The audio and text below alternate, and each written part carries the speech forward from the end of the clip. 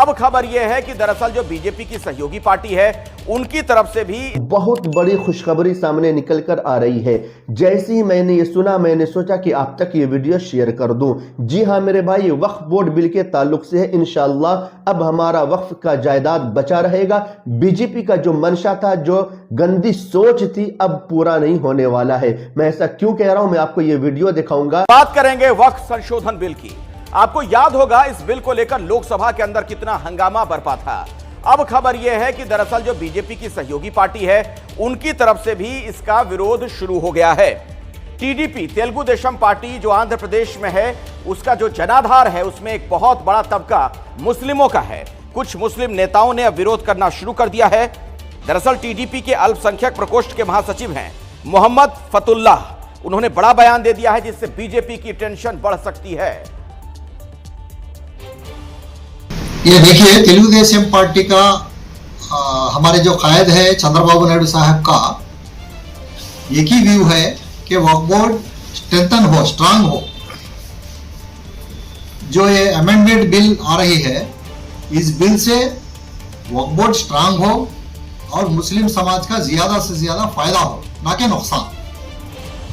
तो जब हम इस बिल का ड्राफ्ट देखें तो इसके अंदर है मेजर ऐसे पॉइंट्स है जिससे वक्फ बोर्ड को ताकत पहुंचने के बजाय वक्फ बोर्ड कमजोर हो रहा है। देखिए, केंद्र में बीजेपी और टीडीपी दोनों सहयोगी है, दोनों ने ही मिलकर चुनाव लड़ा था। लेकिन टीडीपी सिर्फ यहां वक्फ संशोधन विधेयक को लेकर ही नाराज नहीं है, बल्कि यूसीसी को लेकर भी उसका रुख इस वक्त सख्त दिखाई दे रहा है। और इसीलिए सवाल यहां यह भी उठ रहा है कि क्या दोनों ही पार्टियों के बीच, दोनों सहयोगियों के बीच सब कुछ ठीक नहीं चल रहा है। आपको सुनाते हैं कि यूसीसी को लेकर टीडीपी ने क्या कहा है।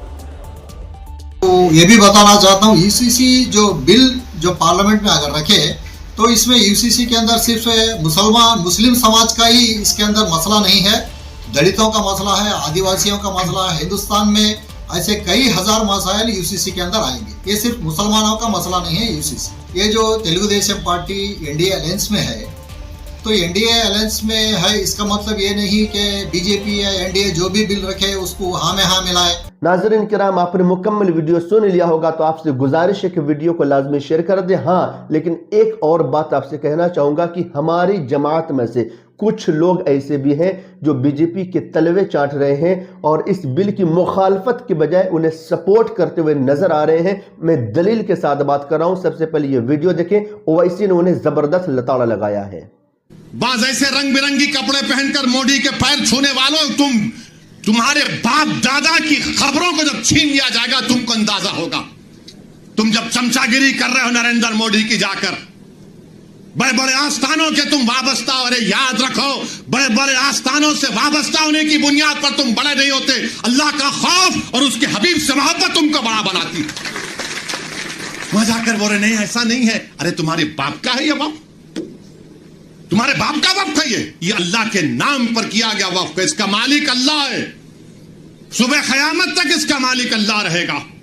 मगर ये लोग जाकर चापलूसी कर रहे हैं, चमचागिरी कर रहे हैं। ये कौन सी तुम्हारी मोहब्बत है? ये हमारी जमीन है, हमारी जायदाद है, अल्लाह के नाम पर इसका मालिक अल्लाह है। तुम हमसे छीनना चाह रहे हो। तुम्हारा दिल नहीं भरा 6 दिसंबर से, तुम्हारा दिल नहीं भरा दिल्ली की सड़कों पर हमारे खून की होली खेलने से।